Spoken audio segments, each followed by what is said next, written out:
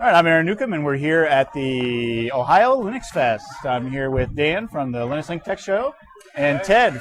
Sorry. Hi, I'm Ted. Ted from the Novell something. What's the name of your podcast? Are you feigning this? What? Sorry. It's Novell Open Just making Audio. it up. Novell Open Audio. Let's try that again. Sorry. In this episode of The Source, we're at the Ohio Linuxfest. We'll be talking to Jeff Waugh about what he's been up to lately. We'll also talk to Joe Bourne from Neuros about their new recording device. All that, plus we'll talk to Ted Haeger from the Novell Open Audio podcast. From the Ohio Linuxfest 2006, I'm Aaron Newcomb, and you're watching The Source.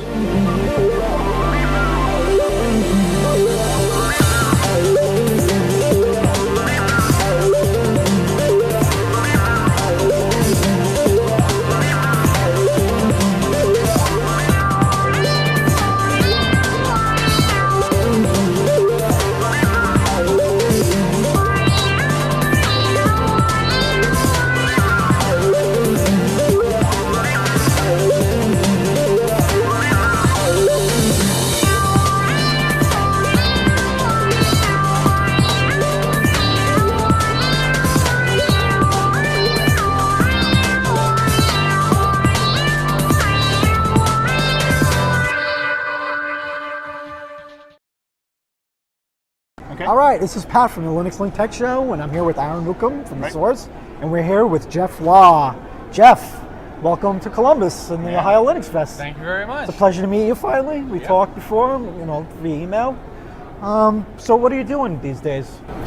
These days I've actually left Canonical. I'm no longer commercially involved in Ubuntu directly, and I'm working for my wife's company. She started a company about 9 months ago called Waugh Partners, but it's just been her for a long time. So now I'm making partners actually mean what it's meant to mean. Excellent. So what do you guys do? So we do open source strategic consulting, industry development, and research and analysis. So basically what we're doing is growing the Australian industry to cope with the demand, and all of the little companies. It's funny, in the open source world, little companies have the experts, and they don't get the kind of government and big industry gigs that the other companies do. So we're trying to create opportunities for them to get involved with industry more and have more opportunities. How is Linux received in Australia? We talked to the log radio guys. It sounds like there's real momentum, especially in the UK. The United States is pretty big. We seem like to be, the small fish in the really big pond. It seems, in UK, it's really taken off. It doesn't seem as popular over here for some reason. How is it in Australia? So it's funny. We kind of straddle kind of the UK and European influence and the US influence, kind of equal parts both. So you'll see us laughing at Monty Python and Tim Allen. But we used to be the highest number of open source developers per capita of any country on the planet. Then the European government started getting really into open source, and that's driven a lot of their own internal industry, so there's now a lot of open source developers there. But it's a massive community, lots and lots of people, very well connected. We have an organisation called Linux Australia that kind of, in a way, it helps all of the Linux user groups all around the country to get together. Great. They also run a conference called Linuxconf AU, which is one of the world's best open source free software conferences. It's the only one that Linux 12 wants bothers to go to because it's really, really cool. And that's in January next year, in fact, in Sydney. Great. They're mixing some drinks over here, but that's all right. So what was your talk on today? You did a talk. What was it about? About flipping the switch to freedom. Why it's important that it's not just us geeks who get to enjoy all the freedoms and the benefits that we get from open source software, but that we spread it far beyond our little clique of happy technologists. We've got to make other people aware of why software freedom is helpful to them as well. Excellent. Now, you talked about your wife pushing. I hear the Linux Australia podcast quite often, and I hear about you guys, pushing government, to help partner with you guys to help build free software in Australia. What's the reception been like with the government in general? It's been pretty good. Over the last few years, they've gained interest. There's more government departments using open source software. It's bubbling up from the kind of thing that random techs in government have been doing their own open source thing, and now everyone's realizing, we're already open source users, and we rely on it so much. So, they're starting to really realize that. We have a government department called Haeger, which government information management office or something. They basically recommend IT for the rest of the government. They produced a document about procuring open source, because one of the hardest problems for big companies or government agencies is, well, if I can't buy it, how do I get it? Right. So there's this big document about, what it is, how it works, how open source fits together, and how you go about finding what you need out of the open source world. But at the same time, even though there's a lot of relevant kind of things going on, unfortunately, we signed a free trade agreement with the United States, and the result of that is that we're essentially signing the words of the DMCA into our own legislation. Oh, man. It's really funny. There's two halves of the free trade agreement. One half was normal trade kind of stuff like cane sugar and beef and wheat and all that kind of stuff. Right. The other half was intellectual property. Wow. Half. Wow. And part of that is all horrible, yucky DMCA kinds of things. Yeah. We're fighting against that at the moment. Definitely. Do you get the feeling that it's the U.S. government that's pushing that, or more yeah. RIAA and those guys? No, it's absolutely the government on behalf of the enormous intellectual property industry in the US. Right. So it makes total sense. Yeah. It's just really bad. Yeah. The system in the United States, unfortunately, currently, it lends itself to lobbyists. Yeah. So these big multimedia corporations, the MPAA, the RIA, they have tons of money to throw at lawyers and people to go and coerce, government to go after different people. And such strong industries, it's Yeah, really easy when you're deep pockets. bringing lots of money into the US to convince the government to support you. So basically, the pressure is that if you want to partake of the American multimedia, you have to take this as a bitter pill. Well, so our government rationalised it as saying, this is a possibility of bringing $6 billion a year into the Australian industry. It's like, yeah, but that's $6 billion a year that we would probably actually get anyway, without losing some of the things that we've already got. So basically, what's happened is that rather than taking a multilateral approach to free trade, the US has enough power to take a bilateral approach, so free trade agreements with Malaysia, Indonesia, China, all this kind of stuff, and spreading all of this problematic intellectual property stuff that screws you guys. Screws everybody. As well as us. Absolutely. Yeah. It's really frustrating. So it's really unfortunate. But, Yeah. Now, you were involved with the GNOME project for quite a bit. You're still involved with them heavily? Absolutely, yeah. What are you doing these days with the GNOME project? So the joke is these days my nickname is the release manager emeritus, because I'm the ex-release manager now, and I passed it over to Elijah Nurin, a guy in Utah, just a little while ago. So really, what I've been doing is since then I'm sort of finishing up my time with Canonical and doing things in Ubuntu land and stuff like that. Now, part of leaving Canonical and part of not having an obligation to be working on the Ubuntu project, I can now funnel my interest into GNOME again much more than I could before. Great. So I'm kind of looking for the next big project to do with GNOME. So some of the things I've been working on are things like marketing and arranging the Boston Summit that's going to be next week in Boston, and things like that. But there's some other big pieces that need to be put together. One of the things I've been working on is the GNOME Mobile and Embedded Initiative, which is basically we put a group together of developers and companies that are interested in mobile and embedded devices. So Nokia is a great example. The 770, really sexy. Uses GNOME technology, lots of cool stuff. The OLPC, the One Laptop Per Child project, another example. Although it is a fairly sort of conventional laptop, they have a very unconventional audience. They have kids, and they're designing it for education for kids. And because of the limited hardware, they have similar kinds of problems that Nokia would. They got to streamline the application so they can fit on the smaller device. Yeah, limit the memory usage, CPU. Really streamline it, cut it down, and make it as fast, as quick, and usable as possible. Exactly. So we've been pulling these sorts of things together, and it's looking like GTK and parts of the GNOME stack are being looked at very seriously in embedded environments and things like that. So we're looking at things like smartphones, televisions, web tablets, very small scale laptops. Excellent. Embedded user interfaces for industrial use, that sort of stuff. One of the great advantages of it is that much the same as the advantage of GNOME on the desktop is that you can actually write proprietary software should you need to, using the GNOME platform. Right. So you get the benefit of both freedom and should you need to. Right. Great stuff. So now I'm curious because I work for Sun Microsystems. So does that compete with what Java's doing on those platforms as well, or do they play together? They play together, so and kind of in interesting ways as well, because Java is a huge thing for embedded platforms. Right. But Java is often seen as an application development environment on top of an existing system. So Right. I've actually got a phone in my pocket that runs Java, but doesn't run it all the time. It runs it when you want it. Right.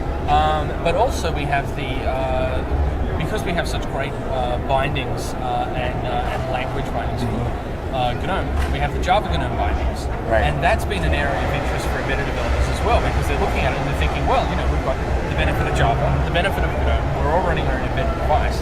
If they're already making such an effort to have Java running on their embedded devices, they can actually bring a whole bunch of those things together and integrate what they're doing. So that's another interesting point of view. Plus, with Java on its way towards open source. Right, exactly. That's looking good. Let's keep our fingers crossed. Yeah, definitely. A quick question. GNOME just had a major release. It's really becoming really fast, it's always been stable. It's always been fairly usable. I know the Novell guys have put a lot of emphasis on the user interface, making it usable for everybody. It seems, they really made an effort with the last release to really improve how fast it runs and how well it runs. Where else can it improve? Where else can it go? Oh, wow. That's an enormous question because we can always we can go small piece. So I think one of the things I covered in my talk is sort of the way that we've looked at user interfaces for a long time as being windows, icons, menus, and pointers, the WIMP idea. That's been around since Xerox PARC Star and everything, and that's been the dominant idea behind user interfaces. But it's not actually what's important to people. It kind of comes out of the problem of solving how to create a user interface for a computer rather than do what I care about. What I care about is people, events, documents, conversations getting laid. And Windows Not necessarily in that order. Not necessarily not. And the Windows and icons play no part in that. Right. They're just devices on the way towards solving those problems. Yep. So largely we've solved the create a nice user interface, make it stable, all that kind of stuff. And so really the next thing is leapfrogging the competition and starting to try things that go beyond what everyone else has been able to do. One of the benefits that we have in the open source world is that we can very, very quickly integrate ideas across our software stack. Right. Because it's all open, we can all pitch in, we can all get involved. Right. So one of the things that we're looking at the moment is the idea of presence and people in the user interface. So I have my buddy list that has like 100 people in it, and I never use it because it's a pain in the neck. Right. But we have these two projects, Galago and Telepathy, that work together to provide presence and people throughout the user interface. So when you pop up your email client, you'll be able to see who's online and who's not, even before you email them. You'll be able to see, who authored a particular document and whether they're online or not, those sorts of things. So whether you want to call them, whether you want to SMS them, send them a file, people become a top-level part of the user experience using a computer, rather than, like a window. Right. Yeah, excellent. So that's kind of the area that we're going into. What do you think about this whole XGL phenomenon? It really is a phenomenon. These guys introduced it really as eye candy initially, and it's just caught on phenomenally. What are your thoughts on XGL? So both XGL and AIGLX are really important to actually providing not just the eye candy, but really functional, useful user interfaces that go far beyond what we've had before. They let you use all of the hardware that's in your computer all the time. The disappointing things about how X has worked for a long time is that it hasn't provided a really great way of accelerating using 3D hardware or even 2D hardware to a certain extent. So now that we've got the technology that allows us to use this, and as long as you're running on Intel platforms, you can use this with free drivers as well. Now we can not only speed things up, we can make it appear smoother. So even if you don't turn any of the eye candy on when you're using something like XGL or AIGLX, the fact that it's hardware accelerated and the fact that we're doing all of the double buffering and off-screen rendering and stuff means when you move a window around the screen, it feels so much smoother. Right. So that's a huge benefit that we get even without any of the wobbly windows. Right. Rotating cubes and all that. Yeah. And it opens up The subtle effects. Yeah. The subtle effects is really what really raises it. Absolutely. That good feeling that you get when things react the right way. They feel human. Yeah, very much so. Great. I had a question. Linux really is where the innovation is happening. I mean, we're looking at Windows Vista being released very shortly. They're really kind of taking the same kind of trend that, XGL has done. Same thing with OS X Apple. I think the masses really don't know that all the great things that are coming out of the free software world in Linux. How can we make it more visible and apparent to the masses that this is where the really good stuff is coming from? Yeah. And it's not the Apples and it's not the Microsofts. What I find absolutely amazing is I go to conferences, I speak at conferences a lot, and I talk about using Linux desktops and these sorts of things. And often enough, I realize that I'm speaking in the abstract because the people I'm talking to have never actually used it. Right. So when I actually crack my laptop open and say, hey, check this out, put it in front of them, they're like, oh, there's icons. Yeah. I know how icons work. Yep. And so the problem for us at this point is just really breaking down that barrier of, Linux hard to use, or, people who just don't even know Linux. Right. I actually think the key to fixing this is cab drivers. Because the number of cab drivers that I've chatted to about Linux and handed them a CD, told them what it's all about, the sharing and the kinds of things that solves, the fact that Linux runs on your mobile phone and 7 of the top 10 supercomputers, Right. all this kind of stuff. Right. And your cab driver's like, wow, that's amazing, I'm going to go and try it. So he takes the CD, goes and tries it, tells his friends, and tells the other people who get into his cab. So you have a secret plan Exactly. for world Yeah. domination. Cab drivers. Give them extra CDs. That's the key. Here's 20. Pass them out. Every now and then, just box of CDs. That's right. Here you go. Cab driver, Here you give go. one to everyone. Yeah. I reckon that's how we'll end up. Yeah, that would be awesome. Actually, I think too that some of the stuff that Novell's doing with some of their usability studies is really important too, because then they can actually look and they can see, okay, here's someone that's never used Linux before. Plunk them down. What do they go to first? What do they try to do? And What's intuitive and what's not intuitive. Right. Because that's what the other big companies that have lots of dollars do, right? I mean, they bring people in off the street and they say, okay, try to use this software. And the fascinating I think it's great. thing is we have the opportunity to do things the right way from the beginning without a heck of a lot of overhead of things like marketing and branding and those sort of things. Those things don't have to matter to the communities that build the software. So, so for instance, Ubuntu, Red Hat, and Novell, the 3 biggest distributors of Linux desktops, and Sun as well, who also ship a lot of desktops. All of them have chosen GNOME as their default user interface, and they benefit a lot from the kind of the ethic of the community behind it, and the sharing between the companies and the resources they can bring to bear either direction. So some of the formative things of GNOME 2.0 were actually from a very early user testing program that Sun did. Right. And then Novell have recently done things like Bennett Desktop and stuff like that. At the same time, Ubuntu has focused on a particular design thing of having a single CD, really good package management, all these sorts of things. So everyone's attacking the problem from different ways. Right. And finding solutions to things that Windows just can't compete with because they have all of this baggage to that. Right. So one more quick question. So where does that leave KDE then? I mean, is there a future for KDE as well, or? I think there absolutely is. So the funny thing, I mean, the major enterprise vendors have chosen GNOME to a certain extent. They also ship KDE, and they also support KDE. Right. So you have KDE on SUSE, and you have Kubuntu, and KDE and Red Hat, and stuff like that. I think that's just the reality of the marketplace at the moment, is that no one has really decided which is which. Right. Who is the winner, perhaps. But I think part of that is because both communities have really energetic developers, and they do have genuinely different focus. And so I think KDE, I still believe is the most popular in the open source technical community. Every time you see the web votes and polls and stuff like that, KDE gets 66 and GNOME gets 30 or whatever. Right. And all of those things are not really scientific. I think that actually pretty closely represents what the general tech community uptake is. And a lot of people who use GNOME will say, hey, that's the kind of thing that I want to give to my mom or my brother or whatever. But then I'll use KDE because I get to set it up the way I want. Right. So I think there's certainly a place for KDE in the marketplace. It totally fits all this sort of stuff. Ultimately, I think that the desktop that will do the most for freedom in general and will have more people using software freedom and basically get that idea across to more people who we can.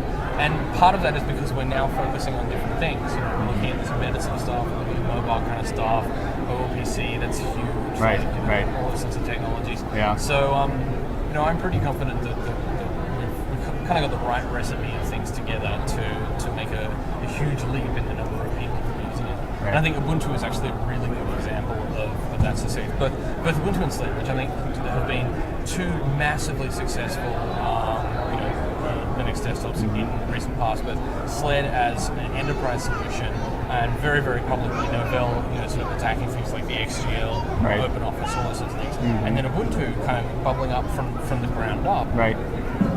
Massive numbers of people. Ubuntu has been phenomenal. The way it's Yeah. caught on, Yeah. it's amazing. I mean, it was built, the company, the people behind it, the way that we designed the community, which I talked a little bit about in my talk, it was built for that kind of explosive growth. It was built for freeing the world. Right, right. Mark has a perspective on software freedom that ultimately software will tend towards open source because the economics just make sense. Absolutely. Right. And I think we're seeing that in the marketplace. I Yep. mean, look at Sun, right? Yeah. I mean, Sun's starting to open source everything. I think they're kind of getting the picture that, the open source way is a good way of doing things. It's good for everybody. And it can work, and you can also make money. It doesn't have Absolutely. to be exclusively free, but there's also ways to make money with that as well. So, And you match it up with sexy hardware that they're now selling. absolutely. I'm sorry, hardware's not sexy. Sun hardware is yeah, it very is. sexy. Yeah, it is. What they've been I releasing over can't the past describe year and a computer half. hardware as sexy. Sorry. Yeah, those AMD boxes are great. Yeah. I've actually got one. Yeah, they're coming nice. in. They're nice machines. I've got one coming in a few weeks. I couldn't help it. I had to go for the try and buy, so they're actually going to send one to me. We're going to do a review of it, so I can't wait. Good stuff. And matching that up, the fact that they've got Open Solaris, they've got servers, they support Linux on their servers, Right. and sexy hardware, Yeah. really, really nicely designed. Yeah. And things like Thumper, Right. beautifully designed on the use case. Yeah. And funnily enough, Sun's server revenue went up Yeah, I know. Hopefully they continue. Yeah, You I see really the hope writing they on the do. wall. Jonathan Schwartz doing some great stuff, and I'm not just saying that to brown nose, right? But he's actually, he's doing some phenomenal work over there. He's got the right idea, I He's think. got the right ideas. I hope he is able to keep it up. And lots of people give Sun shit, but Yeah. Open Yeah. Solaris, think back 5 years ago, imagine Solaris being open source. Right. No way. Holy crap. Couldn't imagine it. It's cool stuff. Great, Excellent. great. Hey, listen, thanks for taking the time. Yep, We thank really you. appreciate it. And This you'll be meeting. here for a few more days. I will. So excellent. Trouble Enjoy your with it? stay in Ohio. Thank you. All right. Good luck in great. Boston. Thanks. Thanks a lot.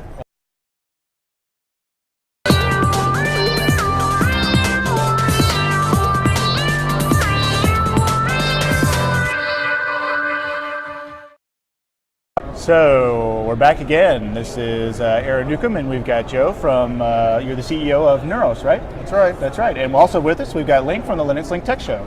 Hey, Link, how you doing? Great, thank Great. you. So you've got something here, Joe. Yes. Tell us what it is. I've got our new Neuros OSD, which is essentially a Linux embedded media center.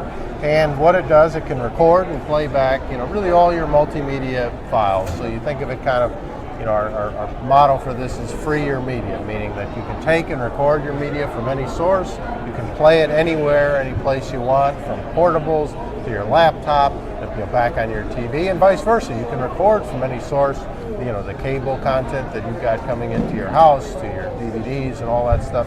Store it, on your portables, store it on external hard drives, store it on your network storage or your PC. Excellent, excellent. So you've got several inputs on this, I guess. Yes. What do you got? S-video? Yeah, and, we've got composite video and audio. Obviously, we've got S-video on the input side, and then we've got composite video on the output side as well for your TV. We have Ethernet, as I mentioned, to connect to your home network and the internet.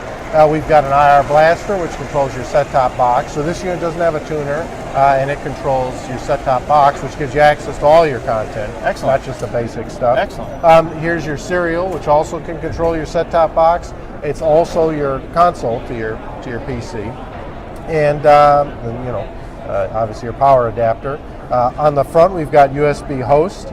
We've got compact flash, and then we've got a multi-card slot, which is SD, MMC, and all the Sony. Wow. Just about anything you could ask for. Yeah. Now, Link, you actually reviewed the earlier version of this. Is that correct? No, it wasn't this one. It wasn't this one. It was his. It was his recorder. It was the Neuros The recorder version 2, I think, was that I reviewed. Really, really fantastic product, which is why I'm so excited to see this one come out, because this is probably not only is it a replacement for that, but it does a whole slew of other things that are really cool. I told him earlier that I think he's going to put Devo out of business, and I really hope he does. Yeah. Give him a run for his money. What I really would like to know is the name of this product is the OSD. Right. What does that stand for? It stands for Open Source Device, and There you it's go. meant to reflect the vision that this is an open, hackable device. So it sits in the domain that previously was only occupied by the hacked devices, like a hacked TiVo or PSP or Xbox or what have you, which were great, but they're not supported by the factory. You've got to set it up yourself. Who do you call when you have a problem? So this gives you all the openness, the expandability. It's an evolving product. It's supported by a community. All the benefits you get out of those hacked products, but it's supported by a factory. So, Sure, and right now, this is just a beta unit that you have out now? Yeah, this is what we call a beta unit, which we sold, again, primarily to our developer hacker community. We sold these on ThinkGeek, and for better or for worse, they sold out much sooner than we anticipated. So we were out 12 hours after we put it up on launch. Fantastic. We've got more units coming in early October, so those will be our Gamma units. So we'll have a special deal on those as well. All right. Still coming with a clear case? You're going to change The that Gamma out? units will be a black case. These clear ones were exclusively for the developer beta units. Yeah. And since it was a beta unit and you're kind of looking towards the community to help out with this a little bit with it in regards to different pieces of software and things you might be able to do with it. Yeah, absolutely. In fact, what kind of response are you getting from the community? Oh, for this? a very strong response. In fact, I have to believe that virtually all the 200 units we sold were to hackers or developers. I don't think there were a lot of strictly end users in it. One of the things we did out of the gate was to have this bounty program. So we actually have 7 bounties, from getting YouTube to play on this to better package management, a better build system, all as bounties. And this stuff is all meant to augment our internal development team, which we have, with a lot of outside stuff. And so it's, we try and do this in a way that won't destroy the community spirit. It's, we tell people it's not meant to put bread on your table, but it is meant to give a little something back to the community and try and put, a real point to make it demonstrable that, hey, we really do support the community, and we want to have their hacks and include those in our production releases. Yeah, well, I think that's great. excellent. Now, you refer to it as open source hardware, an open source device, Yeah. OSD. Yeah. So explain that a little bit. I mean, how can open source be a hardware device? Well, so that's a great question. In fact, if you look at the wiki article, the concept of open source is relatively new. And so what is open source hardware? We're kind of feeling our way, but generally what we try and mean by this is that it's an open source device in that we're trying to distinguish it just from devices that use Linux where they might have closed applications. We're saying, hey, this has GPL application software, and then the specs are released, to support the community. And we use that term to try and, really drive home the fact that this is, an open product. It's community supported. We're releasing specs. We're using GPL software. The code that we write ourselves is GPL. And it also speaks to the thing, even to a general consumer, that, again, it's very evolving, and don't think of it like the normal, embedded, closed devices you get that have a finite lifetime, that become obsolete very quickly, that, are limited functionality. This is, meant to be like a PC is, where it evolves. There's opportunities for different, even third-party software, as well as our community stuff. So that's why we called it. Right. So like when you compare it to like an Xbox or a TiVo or something where people actually have to mod chips to be able to hack into them, this thing's actually built open to the community from the get-go. It's built open to the community, and we're really relying on the community's support for some of these extra functionality. I mean, we saw this with our original Neuros products, and there really is, they do extend the functionality of these products. So, and that'll make it in production release as well. So, you go on the opposite end of the spectrum where some manufacturers are chasing around hackers. We're not just neutral and letting them do things without chasing. We're actively trying to support this effort because we think it'll make for a better product. So it's a fantastic bonus for not only for your company, but for the open source community as well, because your company can rely on the wealth of knowledge from the open source community to help you make programs and make your product useful. Right. And the open source community gets not only a super useful product because of the cooperation of your company, but it also does not have to reverse engineer everything it wants to do with your product. That's really great. It gives a huge advantage to the communities. You've seen these third-party community efforts around other products, Rockbox and the Xbox Media Center and stuff. And these guys are really, bright guys, but they, just like you say, they have to reverse engineer. It makes it a lot harder for them. Mm-hmm. Right. They're not supported with, specs. In many cases, they have changing hardware. Obviously, there's no collaboration in most cases with the manufacturer, which is an impediment. I think honestly, you'll look at this, if we have the kind of success that I hope and think that we will, I think 10 years from now, this is going to be the standard, and there's going to be open hardware that's very commonplace. But, today, for whatever reason, it's not the mindset of most of the manufacturers. And I think, I do believe with some success, that will change pretty rapidly. I certainly hope you're right. Yeah. Okay, I've got a couple questions. One is the USB port. Mm-hmm. Now, is that to plug in an external storage device, or will it actually connect to your PC? This one is not intended to connect to your PC. This is external storage devices like an iPod or external hard drive or what have you, or peripherals. Okay. Many of the kind of USB peripherals that are supported by Linux will work here. So for example, one of our early hacks, even prior to the bounty in this last sale, was to get a Wi-Fi dongle working. Guy Ron Garris set that up.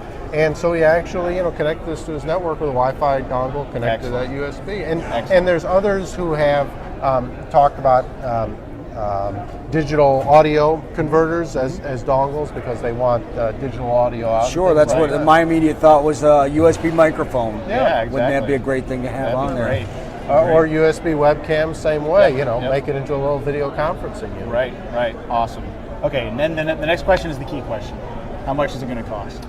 So this one, we just launched this at $229 is the MSRP. Mm-hmm. We gave some developer rebates along with to incentivize people to buy that early unit and develop for it. The next unit is going to be a Gamma, which comes with some special perks too, because it's not quite a production unit. They get an extended return period, and they also get a rebate. In this case, $30. So again, we're trying to incentivize early adopters to get in early, particularly those who have something to contribute to the community. Great. Well, I think it's great. Any more questions, Link? That's it for me. You beat me right. to the punch. Sorry. I wanted to know how much it was going to be too. But great, excellent. Thank you. Well, thanks for coming on. We appreciate thanks. it. Yes, All thank right, you very much. Thanks for having me. And thanks for making these great products, and please continue doing so. It's Absolutely. real exciting to see what you come out with next. Absolutely. Thanks for all your support and enthusiasm. And we'll see you at the after party, right? Absolutely. All right. Great. All right. Thanks See a lot. ya.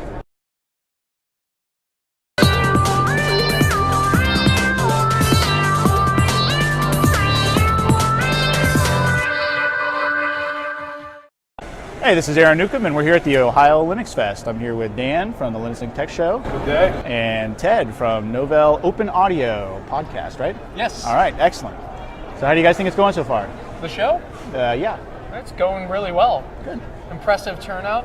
What did they say? Over 1,000 people? Over 1,000 people, yeah. No, Yeah. he said he was expecting a couple thousand, and Last time, I don't know exactly what the numbers were. yeah, last time I was at the booth, they said they were at 998. So Yeah. I'm guessing they made 1,000, Yeah, which is great. Last year they had like 750 or something like that. So I think they got to Nice go bump. 2 days now. Yeah. I mean, it's Yeah. really. I mean, there's enough people here that Saturday, you Sunday. can't get to everything. Yeah, and absolutely. It's gotten to be a really good show. Yeah, and then they also extended the time.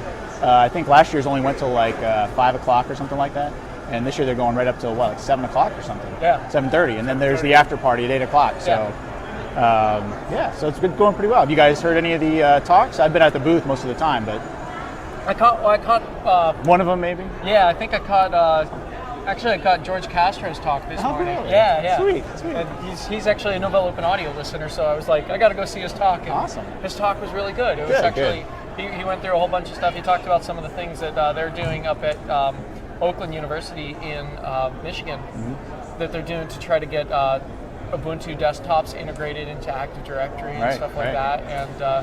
And he just went through a whole bunch of his experiences in doing that. It was a really good Great. talk.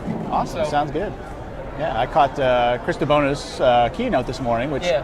kind of switched up a little bit because Jeff Waugh was going to be doing it, and then there was some sort of flight. He missed a flight or something. my talk and- ended up against Jeff's talk. Oh, man, that's tough. So yeah, That's I know tough. you drop a guy like Jeff, and it's like, hey, wait a minute here. But I still had a packed room. I mean, Right. and That's you know, awesome. So it's really good. That's great. How'd the talk go? The talk was, I don't know, you were at it. Yeah, that's the How'd only talk I go? went to. Was his talk. How'd it go, Dan? It was really good. He showed off the beauty of Novell's participation in the open source environment, some of their stuff, and it was great applause. And, Excellent. he must have had some plants in the audience because they were all rah. Excellent. Yeah, but there's some. There are, believe it or not, there are some SUSE fans out there, and it's the stuff that a lot of the SUSE engineers work on. There's some just really cool stuff that they do. So Well, why don't you give us a really quick update? I mean, there's some really Okay. cool stuff coming up from Novell, so why don't you give us just like a 2-3 minute synopsis of what Novell's working on? So a couple of things that I was really enjoying showing in there. I actually showed some updates to Banshee. That's Aaron Bockover's. Yeah, he's the maintainer on that, Right. and he's actually out of Raleigh, North Carolina. So he can pretty much, if he wants to, like throw things and they'll hit Red Hat's building. But he chooses to, because he works in mono. Right, He right. chooses to work with Novell and Nat and Miguel's teams. Excellent. So he's actually recently had one of the things I showed in there was the updates that he's done. Like now, Mono's got it's unlike other media players that we have on Linux. This one has a pluggable framework that's really nice. Plugins are pretty easy to do apparently to it. Great. And he's I think just recently moved it all over into Mono developed IDE, so people can more easily take Right. existing plugins, make new plugins. Right. But he had a really big problem come up recently where Apple did a firmware update just before iTunes 7 hit. And that firmware update broke Banshee's ability to read the iPod devices. And in fact, if you could get it to read your iPod device and then you tried to make a change, you'd wipe your drive. I know this because Nat Friedman did a demo in San Francisco Linux World with one of my iPods and completely Wiped it? toasted it. Oh, man. But no, so Aaron had to go in and he had to do a data contribution request. He asked people to send their old, because he had done his update too, Right, so right. he only had the new libraries and stuff, or the new, Apple firmware? not firmware, the data formats, Okay, in right. there. And so he had to actually go in and get some older ones and be able to compare and start them, doing sure. some mapping and stuff. So I showed Banshee 0.11.0, and that's got now the ability to connect to the newer firmware and everything else. Excellent, But excellent. also podcatching. So he's Great. able to pull down audio podcasts through it too. Right. Like the Linux Link Tech Show. Yeah. And so the other things I showed on it was I got a chance to just show a couple things in KDE because people think I'm just strictly a GNOME guy. Right, and so right. like I got to show K-Network Manager. Excellent. Just some screenshots that a friend of mine, Timo Honig, who works out of Nuremberg, he actually made these screenshots and posted them to his blog, and so I ripped them off and used them for the demo and Right. put them on top of the desktop cube and everything and showed them. But just there's some cool stuff in the K-Network Manager that GNOME's Network Manager doesn't have yet, or at least I haven't seen yet, which is like manage your trusted networks list. They've actually got a dialogue for that, so I was able to show some of that stuff. And then I also got to show the new kicker menu, for KDE, which Right, is right. we did this new version of the GNOME main menu for SUSE Linux Enterprise Desktop 10. A lot of people like that it's got the Beagle search integrated and Right, stuff like yeah. that. But the one in KDE, I actually was the guy that posted the first public screenshots of the GNOME one, and that was Doug like a bunch of times in dig.com. And the KDE one, of course, went way beyond that. Yeah, It was really popular. KDE so- fans, yeah. Yeah, so those are the kind of things I got to show in the session. A bunch of other stuff, but Right. those are the three new things I really showed. Right. Excellent. Yeah, Excellent. a lot of fun. Great. So how about you, Dan? Are you what do you think of the I really like it here. It's a lot cozier than Linux World Expo. Oh. And I mean, there's been so many people that have come through, and we've got to meet people, who will listen to our show, people who've never heard us before. Right, right. And it's been such a warm response. And everybody's been great. Yeah, I've caught that too. It's very much a community feel here. I've never been to Linux World, but this is my second time up at this conference, and both times, I mean, you get people that are just hacking away on stuff, and a lot of the talks are focused on community-driven things that are going on, and not so much the business feel.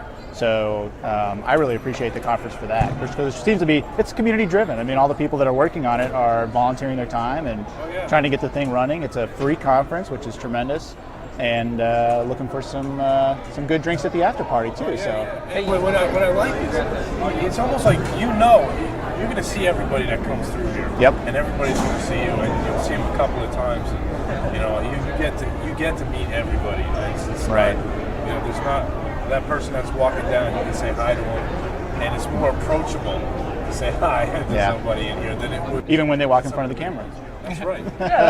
Hey, how you doing? Turn around. He probably wanted to come on. He probably did. Speak. That's right. All right, great. So one other thing is that I think is worth mentioning is there are a couple others of these kind of shows that go around in the country. Yeah. And so since they're coming up right now, I think it's February, we've got SoCal Linux Expo that happens out of Los Angeles. Excellent. Same kind of feeling as this. It's a 2-day show on the weekend. I think they even do a little something that's here on Friday. I'm not sure, but they do a two-day show, and it's some guys just from college down there that started it a few years back, and they're on their 5th year now. All right, awesome. So I don't know if they're in college anymore, but that's a really good one. And then Bellingham also happens, the Pacific Northwest Linux Festival, and that's a 1-day show, and it's got a kind of feeling the same Similar like this. community so, feel yeah, type. Just not the big vendor fest. Right. Being from a big vendor. I'll say I go to these shows over those any day. It's great. way better. Great. Awesome. You know, that's interesting to me now, because you hear about the North, was it the Pacific Northwest? Northwest, and you hear about the SoCal, and you hear about like Lug Radio, and you hear about the Ohio Linux Fest, but then there's the Penguin Con, which is Linux and science fiction. And I'm wondering how many more of these like smaller fests are going on that don't get as much publicity. Right, exactly. It'd be interesting to hear more about those and be able to publicize them. And how much do they want to get the publicity as well? Because in a way, it's like we want to get out there to the community, but at the same time, we don't want it to become Linux world. Right. But I know what you mean. I mean, there may be lots of people sitting around that they just have no idea that there's a conference going on, right? And they're sitting around their living room in Columbus, and they could be here. So, yeah, excellent. Right. Yeah. Well, if there's more conferences out there that we haven't talked about that you guys want to share with us, please email us. Email the Linux Link Tech Show, or email the source at thesourcefans@gmail.com. Or Ted Haeger here. Your email address is THAEGER@novell.com. Awesome. I don't mind saying it on here because it's hard for a bot to scrape that one. Exactly. Yeah, definitely. So great. So please let us know, and we'll try to help you get the word out. Great. Thanks a lot, guys. Yep. Appreciate it.